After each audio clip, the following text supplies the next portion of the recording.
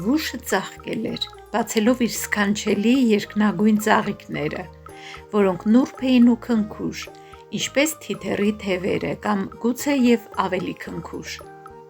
Նրան գուրգուրում էր արևը, ոռոգում էր անձրևը, և Վուշի համար դա նույնքան օգտավետ էր ու դուրեկան, որքան փոքրիկ երեխաների համար, երբ մայրը լվանում էր նրանց երեսը, ապա համբուրում։ Երեխաները դրանից լավանում էին, լավանում էր և Վուշը։ Մարդիկ ասում են, թե ես լավ եմ աճել և դեռ էլիկը երկար եմ, ասաց մի անգամ Վուշը, իսկ հետո ինձնից հիանալի քաթան կստացվի։ Ահ, ինչքան երջանիկ եմ ես, բոլորից էլ երջանիկ, ինչքան ուրախալի է իմանալ, որ ես օգտակար եմ։ Արևն ինձ զվարթացնում է, իսկ անձրևը թարմացնում, և ինչ համեղ է նա։ Օ, որքան երջանիկ եմ ես, որքան երջանիկ, ես ամենաերջանիկն եմ ամբողջ աշխարհում։ Դե, ձայն տվեցին ցանկապատի ցցերը, դու դեռ կյանքը չես ճանաչում, իսկ մենք ճանաչում ենք, տեսնում ես, որքան խլխլոտ ենք։ Եվ նրանք ողբացին, ճռճռացին, ճռան, ճռացավ, ահա երգը վերջացավ։ Ամենևին էլ չվերջացավ, ասաց Վուշը, վաղը նորից արևը կջերմացնի, նորից անձրև կգա, ես զգում եմ, որ աճում եմ ու ծաղկում, ես աշխարհում ամենաերջանիկն եմ։ Բայց ահա մի օր մարդիկ եկան, Վուշի գագաթից բռնեցին ու արմատահան արեցին։ Ինչ ցավ պատճառեցին։ Հետո դրին ջրի մեջ, ասես ուզում էին խեղդել, իսկ երբ ջրից հանեցին, բռնեցին կրակի վրա, կարծես ուզում էին տապակել։ Ինչ սոսկալի էր։ Դե հո չենք կարող հավիտենապես ապրել մեր բավականության համար, ասաց Վուշը։ Հարկավոր է նաև նեղություն քաշել, ինչ կա որ, դրանից ավելի խելացի ես դառնում։ Բայց Վուշի դրությունը շատ էր ծանր։ Մեկ տրորում էին նրան, մեկ կտրտում, մեկ քծծում ու սանրում։ Ինչ ասես, որ չէին անում նրան։ Ամեն ինչ հո հիշել չի լինի։ Բայց ահա վերջապես նա մանարան ընկավ, ճռացավ, և նրա մտքերն ակամա թռան ամեն ուղղությամբ։ Դե ինչ կա որ, ես հո երկար ժամանակ այնքան երջանիկ էի, մտածում էր նա,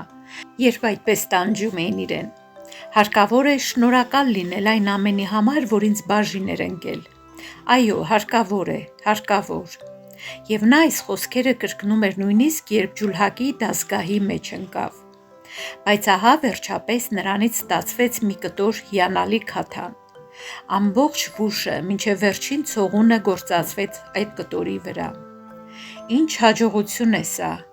այ թե մտքովս էլ չէր անցնի։ Ոնց էլ բախտս բերում է, իսկ այն ճռճռան ցցերը ոչինչ չեն հասկանում։ Ճռան, ճռացավ, ահա երգը վերջացավ։ Երգն ամենևին էլ չվերջացավ, հենց միայն հիմա է սկսվում այն։ Այ քեզ բախտ, ինչ անենք, որ ես մի քիչ չարչարվեցի, բայց հո մի օգուտ կտամ։ Չէ, ես աշխարհում ամենաերջանիկն եմ։ Հիմա ես որքան ամուր եմ, փափուկ, սպիտակ, երկար, իսկապես որ սա ավելի լավ է, քան հենց միայն դաշտում աճելը կամ նույնիսկ ծաղկելը։ Այնտեղ ոչ ոք ինձ չէր խնամում, ջուր ես միայն անձրևից էի տեսնում, իսկ հիմա ինձ մոտ ծառաներ են դրել, ամեն առավոտ ինձ շուռումուռ են տալիս, ամեն երեկո ջրում են ջրցանով։ Ինքը քահանայի կինը իմ գլխին ճառ արտասանեց և ասաց, որ ամբողջ շրջակայքում ինձնից լավ կտոր չի գտնվի։ Դե կարելի է ինձնից ավելի երջանիկ լինել։ Քաթանը տուն տարան և նա ընկավ մկրատի տակ։ Այ թե չարչարանք կրեց նա։ Եվ կտրատում էին նրան, և պատռում, և ասեղով ծակծկում։ Այո, չի կարելի ասել, թե դա շատ հաճելի բան էր, բայց դրա փոխարեն քաթանից ստացվեց 12 այնպիսի սպիտակեղեն, որի անունը հասարակության մեջ տալն ընդունված չէ, բայց որի կարիքը բոլորն են զգում։ Ամբողջ 12 հատ։ Այ թե երբ օգտակար եղա ես, այ թե որն է եղել իմ դերը։ Որքան լավ բան է սա։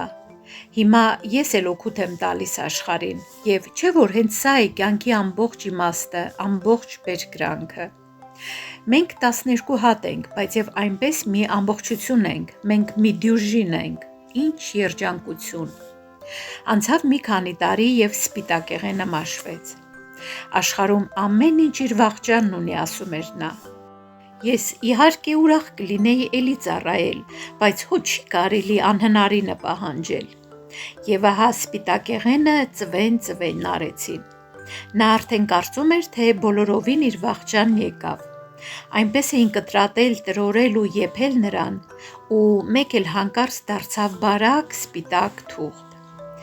Այ քեզ անակնկալ, գոչեց թուղթը։ Հիմա ես առաջվանից էլ բարակ եմ եւ ինձ վրա կարելի է գրել։ Ինչեր պիտի գրեն ինձ վրա, ինչ երջանկություն։ Եվ նրա վրա հիանալի պատմվածքներ գրեցին։ Այդ պատմվածքները լսելով մարդիկ դառնում էին ավելի բարեսիրտ ու ավելի խելացի։ Ախր այնքան լավ ու խելացի էին գրված դրանք։ Ինչ երջանկություն, որ հիմա մարդիկ կարող էին կարդալ այդ պատմվածքները։ Այսը արդեն ես երազել անգամ չէի կարող, երբ դաշտում կանգնած էի եւ ինձ վրա երկնագույն ծաղիկներ էին բացվել, ասում էր թուղթը։ Եվ կարող էի ես այն ժամանակ մտածել, որ ինձ բախտ կվիճակվի մարդկանց մեջ ուրախություն ու գիտություն տարածել։ Հիացմունքից ես ուղակի ուշքի գալ չեմ կարողանում, ուղակի հավատալս չի գալիս, բայց սա իրականություն է։ Աստված էլ գիտի, որ ես այստեղ մեղավոր չեմ, ես միայն աշխատում էի իմ թույլ ուժերի ներածի չափով անել այն, ինչ հարկավոր էր, եւ ահա նա ինձ մի հպարտ ուրախությունից մյուսին է հասցնում։ Բավական է մտքով սանցնի, ահա երգը վերջացավ, մեկ էլ հանկարծ ինձ համար մի նոր, ավելի բարձր կյանք է սկսվում։ Հիմա ես փափագում եմ ճանապարհ ընկնել, ամբողջ աշխարհը շրջել, որպեսզի բոլոր մարդիկ կարողանան կարդալ այն, ինչ գրված է ինձ վրա։ Այդպես էլ պիտի լինի։ Մի ժամանակ ես երկնագույն ծաղիկներ ունեի, այժմ ամեն մի ծաղիկ մի հիանալի միտք է դարձել։ Աշխարհումս ինձնից ավելի երջանիկ ոչ ոք չկա։ Բայց թուղթը դուրս չեկավ ճանապարհորդության, այլ ընկավ տպարան, եւ այն ամենը, ինչ գրված էր, տպեցին գրքի մեջ, այն էլ ոչ թե մեկ, այլ հազարավոր գրքերի։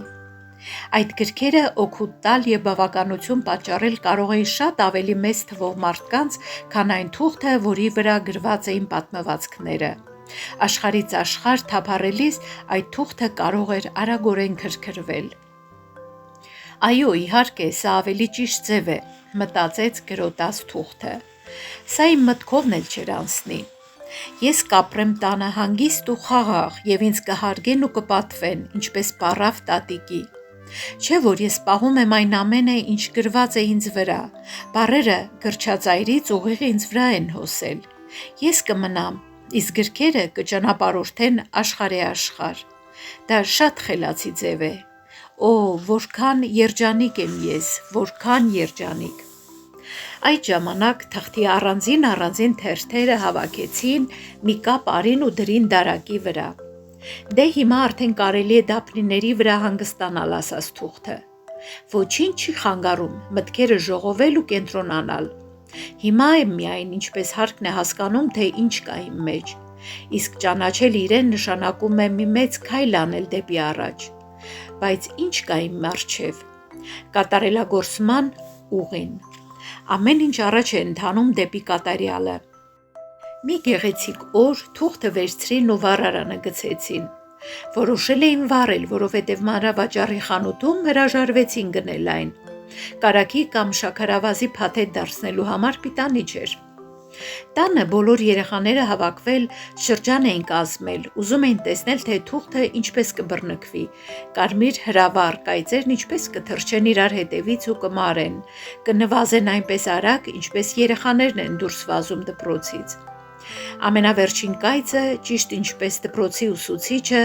բոլորը կարծում են, թե նա արդեն դուրս է գնացել, այնինչ նա բոլորից հետո է երևում։ Եվ ահա կրակը բռնեց թուղթը, ինչպես բռնկեց նա։ Ուխ, ասաց թուղթը, եւ նույն րոպեին դարձավ բոցի մի սյուն, որ բարձր սլացավ դեպի վեր։ Բուշը երբեք չէր կարող իր երկնագույն գլխիկներն այդպիսի բարձրության վրա հասցնել։ Եվ նա փայլում էր այնպիսի կուրացուցիչ փայլով, ինչպես երբեք չէր փայլել սպիտակ քաթանը։ Թղթի վրա գրված տառերը մի ակնթարթում չկացան և բոլոր բառերն ու մտքերը բոց դարձան։ Հիմա ես կբարձրանամ ուղիղ արևի մոտ, ասաց բոցը և դուրս թռավ ծխնելույզից, իսկ օդում տարածվեցին մանրիկ, անտեսանելի էակներ, որոնք ավելի թեթև էին, քան բոցը, որից ծնվել էին, և նրանք այնքան էին, որքան ծաղիկներ կային վուշի վրա։